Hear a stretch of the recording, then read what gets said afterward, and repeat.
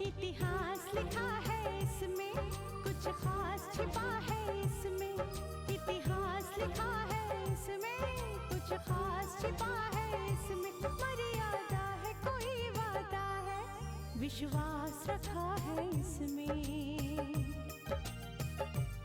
सात फेरों से मिला ये तो उपहार है, मेरा श्रृंगार है, मेरा श्रृंगार है, मेरा श्रृंगार है, मेरा श्रृंगार है। मंगलसूत्र, मंगलसूत्र, मंगलसूत्र, मंगलसूत्र, मंगलसूत्र, मंगलसूत्र,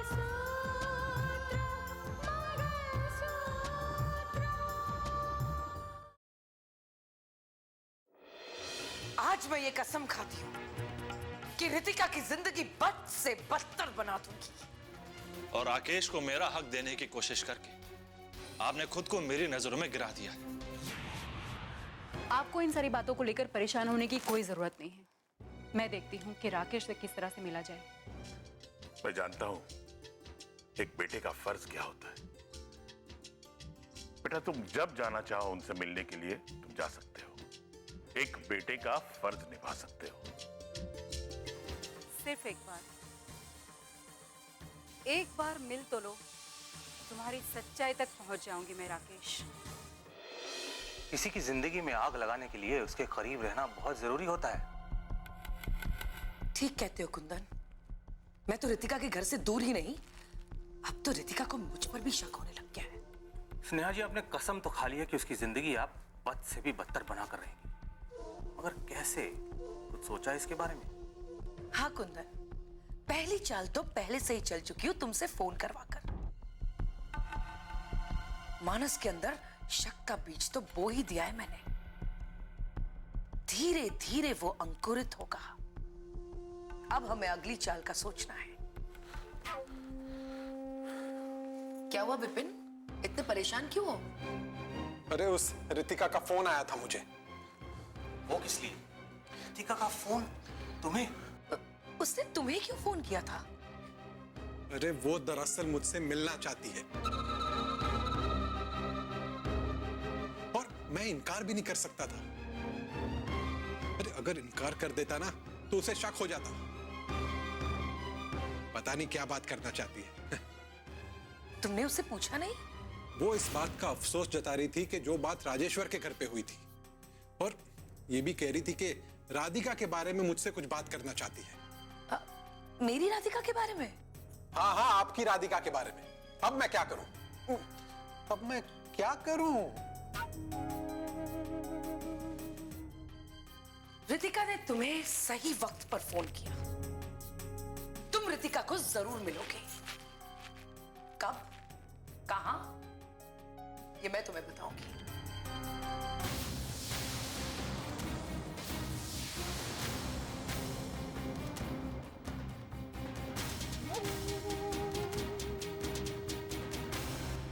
अब आप इस मामले को यहीं खत्म कर दीजिए ना। अब वो कौन है, क्या है और उसका क्या मकसद है, हमें कुछ भी नहीं जानना है। छोड़ दीजिए इस बात को। ये क्या कह रही हो तुम? मैं वही कह रही हूँ जो आप सुन रहे हैं।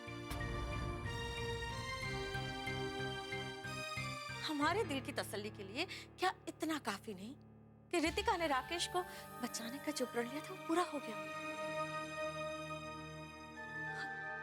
आपने राकेश को जो गलत सजा सुनाई और अपने आप को गुनहगार समझने लगे, उसका प्रायश्चित भी तो आपने कर लिया। बस अब हमें और क्या चाहिए? खत्म कर दीजिए इस बात को। शारदा, ये कैसी बातें कर रही हो तुम? मैं दरअसल सच के करीब जाना चाहता हूं और तुम सच से दूर भागने की बात करती हो। देखिए, मेरे लिए आज और आज की हकीकत उसकी ज्यादा अहमियत है। मेरे लिए ये ज्यादा जरूरी है कि रितिका की जिंदगी में उठे हुए तूफान थम गए। आज वो एक खुशहाल जिंदगी जी रही है। बस मेरी समझ में नहीं आ रहा कि तुम्हारे दिमाग में क्या चल रहा है। अरे ऐसे क्यों बोल रही हो? क्या हम इस मामले को अधूरा छोड़ दें? क्यों? देखिए, मैं आज फिर पंडित जी से मिलने गई थी, दिव्या और रितिका की कुंडली लेकर। मैं ये पूछने गई थी कि दिव्या का करियर कैसा होगा और कब तक शुरू हो जाएगा। और साथ में रितिका की कुंडली भी मैंने दिखाई, और वो देखने के बाद उन्होंने जो बातें बताई वो सुनकर मैं परेशान हो गई। ऐसा क्या कह दिया पंडित जी ने? पंडित जी ने कहा है कि रितिका की जिंदगी में उठने वाले तूफान खत्म नहीं हुए अभी।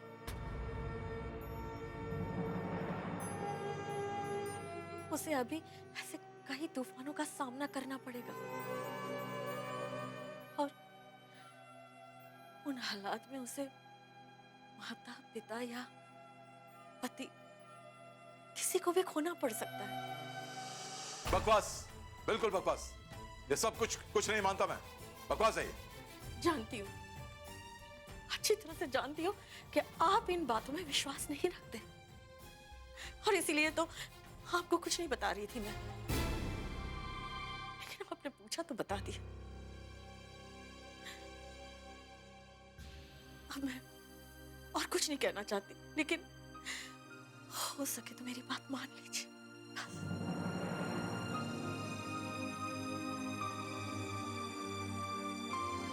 एक बात बताओ, एक जानवर होता है जिसका नाम है शुतुरमुर्ग। रोहित में अपना सिर डाल देता है, समझता है कि दुनिया उसे देख नहीं रही, लेकिन दुनिया को साफ नजर आता है कि वो क्या कर रहा है। सच्चाई से दूर नहीं भाग सकते हम। सच्चाई का सामना करना होता है, दूर नहीं भाग सकते।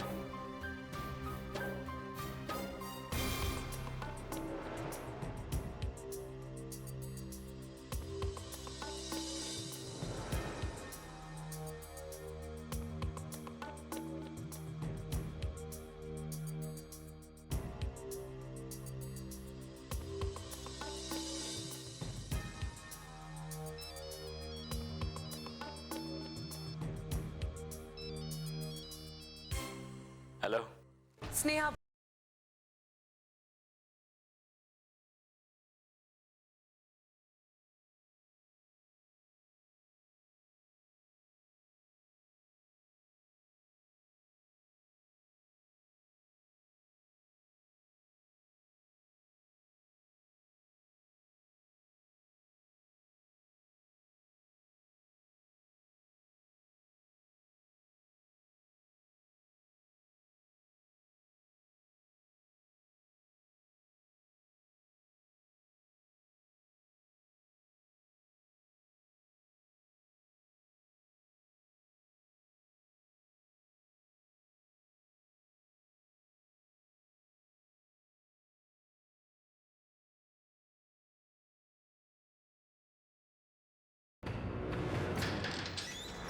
और उस दिन जो मैंने आपको बात कही उसको जाकर देखने का आपको वक्त ही नहीं मिला होगा। इसीलिए हो सकता है आपको मेरी बातें झूठ लग रही हो, लेकिन आप सबूत आपके घर में ही तलाशिए। रितिका का मोबाइल चेक कर लीजिए। रितिका और राकेश से जुड़े सारे सबूत आपको मिल जाएंगे।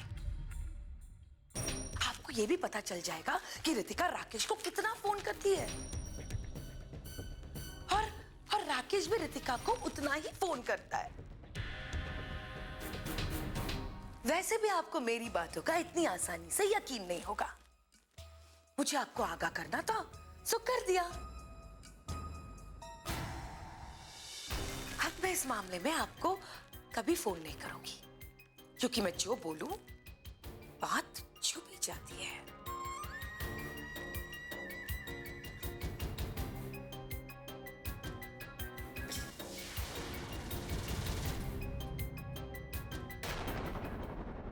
मुझे अच्छी तरह से पता है कि मानस उस दिन आशीष फैमिली रेस्टोरेंट में गया था और उसने वहां से राकेश को भी निकलते हुए देखा। लेकिन मैं उसे क्यों बताऊं कि मुझे ये सब पता है? और वैसे भी रितिका की जिंदगी जो भंवर में फंसने वाली है, उसे वहां से कोई नहीं निकाल पाएगा, कोई नहीं।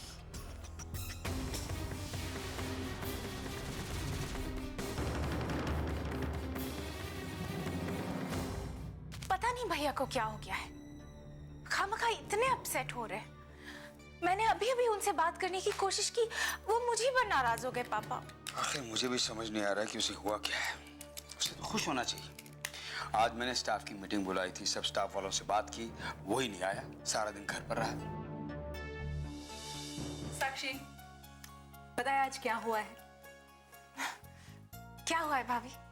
कुछ ऐसी सच्चाई सामने आई है जिसे रिश्ते बदल गए हैं, रिश्तों के मायने बदल गए। मैं कुछ समझा नहीं बहू। मैं समझाती हूँ पापा जी। अब आपको साक्षी की शादी का मुहूर्त निकालने के लिए एसडीएम साहब के घर नहीं जाना पड़ेगा। क्या? ये आप क्या कह रही है भाभी? ठीक है तो कह रही हूँ। अब तुम बहू बनकर एसडीएम साहब के घर नहीं जाओगी, बल्कि मुंजाल साहब के घर जाओगी।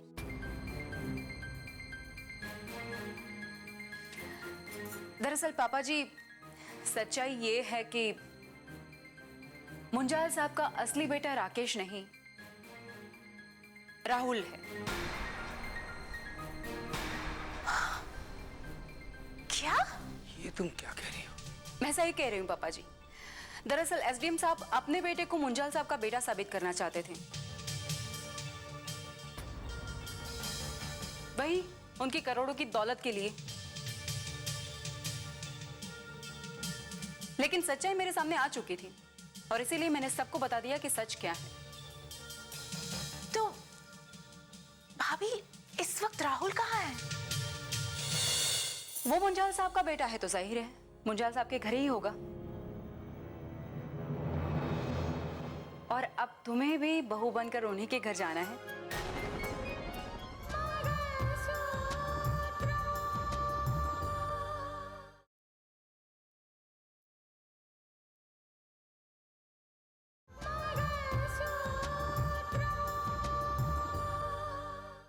वो मुंजाल साहब का बेटा है तो जाहिर है मुंजाल साहब के घर ही होगा। और अब तुम्हें भी बहू बनकर उन्हीं के घर जाना है। क्या बात है, मेरी बात पर यकीन नहीं हो रहा है? तो राहुल से फोन पर बात कर लो। ठीक है। नहीं साक्षी, तुम्हें बात करने की कोई जरूरत नहीं। अगर जरूरत पड़ी तो मैं मुंजाल साहब से बात करूंगा। ठीक है।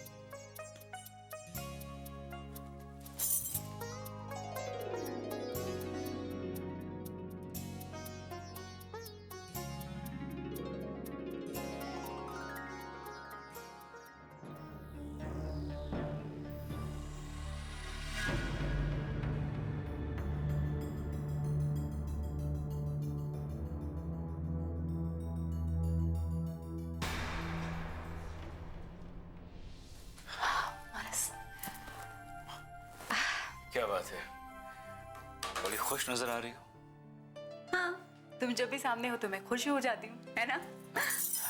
कहाँ गई थी तुम? पापा से मिलने के लिए। मैं बस आप ही आती हूँ 5 मिनट में।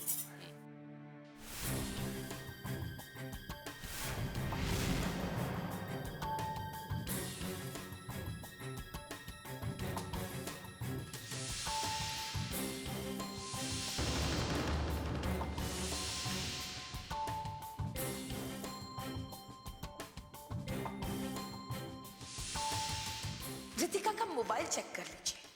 रितिका और राकेश से जुड़े सारे सबूत आपको मिल जाएंगे।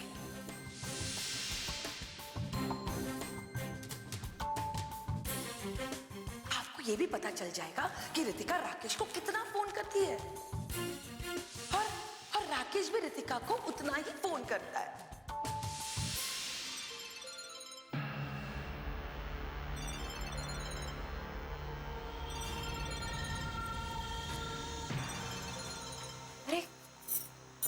हेलो, मैं राकेश बोल रहा हूँ। हाँ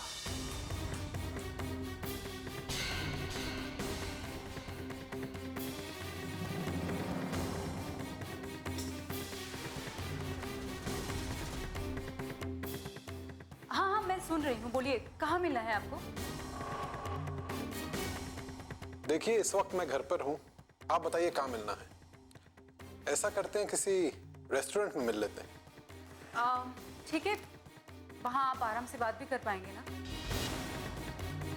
देखिए, ऐसा करते हैं कि एसवी रोड पर एक बहुत बड़ा होटल है, वहाँ मिलते हैं। नहीं, एक्चुअली ना वहाँ पर ज़्यादा क्राउड, भीड़ ज़्यादा रहती है, तो आप ठीक से बात नहीं कर पाएंगे। हाँ, उस रेस्टोरेंट में भीड़ तो काफी रहती है। ऐसा करते हैं कि वहीं पास में एक आशीष रेस्टोरेंट है, वहाँ मिल लेते हैं। आशीष फैमिली रेस्टोरेंट, राइट?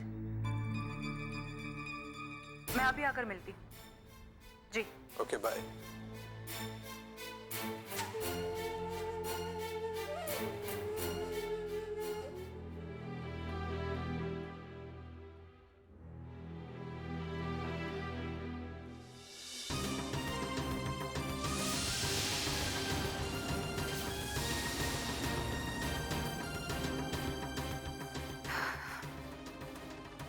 भाभी,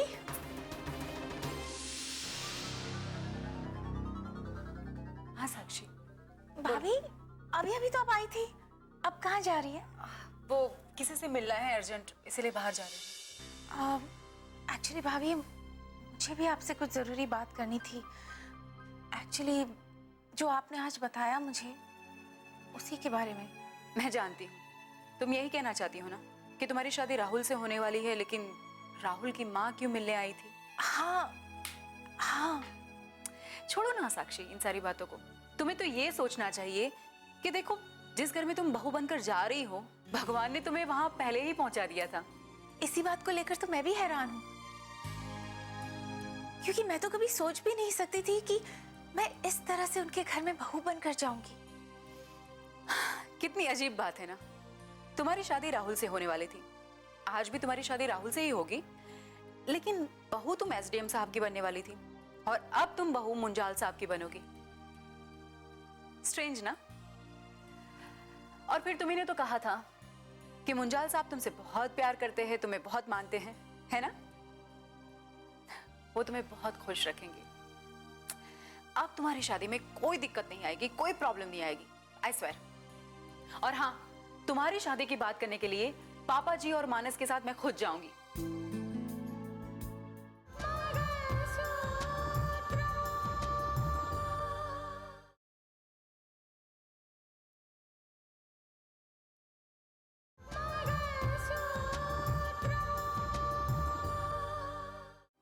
वो तुम्हें बहुत खुश रखेंगे। अब तुम्हारी शादी में कोई दिक्कत नहीं आएगी, कोई प्रॉब्लम नहीं आएगी, आई स्वेयर। और हाँ, तुम्हारी शादी की बात करने के लिए पापा जी और मानस के साथ मैं खुद जाऊंगी।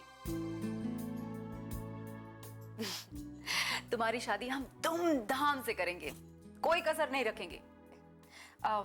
मैं फिलहाल निकलती हूँ, तुम अपना ध्यान रखना।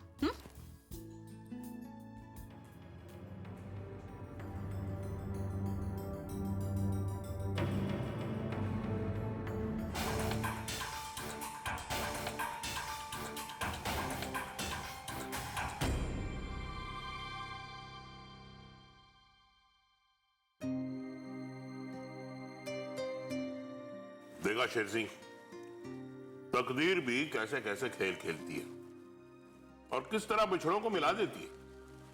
बिल्कुल ठीक कह रहे हो साहब जी आप। मैं तो शुक्रगुजार हूं साक्षी का कि जैसे ही उसके मुबारक कदम इस घर में पड़े, मुझे मेरा बेटा मिल गया।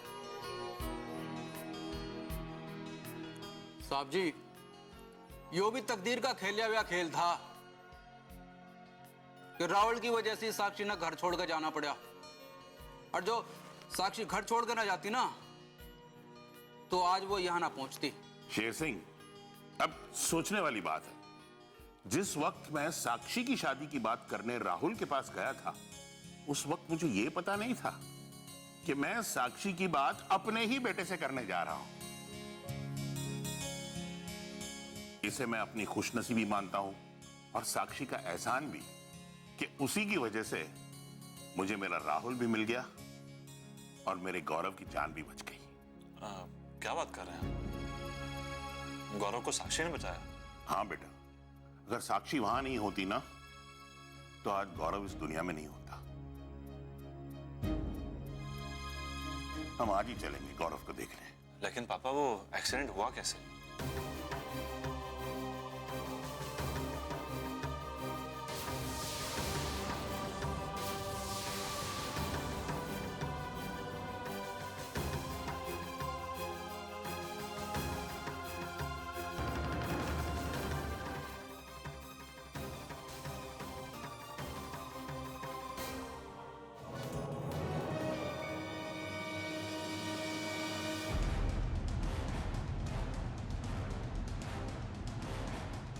मुझे यहाँ कैद कर कर जो तुम लोग खेल खेल रहे हो अच्छा नहीं है। तुम लोग कभी कामयाब नहीं हो सकते, कभी नहीं। मैं भला कौन सा खेल खेल रही हूँ? मैं जानता हूं कि इस खेल की शुरुआत तुमने नहीं की, लेकिन इस खेल में तुम शामिल जरूर हो। उस नकली राकेश को असली बनाकर मेरे घर तक पहुंचा दिया। कोई बात नहीं, उसकी हकीकत आज नहीं तो कल सबको पता चल जाएगी। वो पिपिन है और पिपिन कभी राकेश नहीं बन सकता, क्योंकि असली राकेश मैं हूं।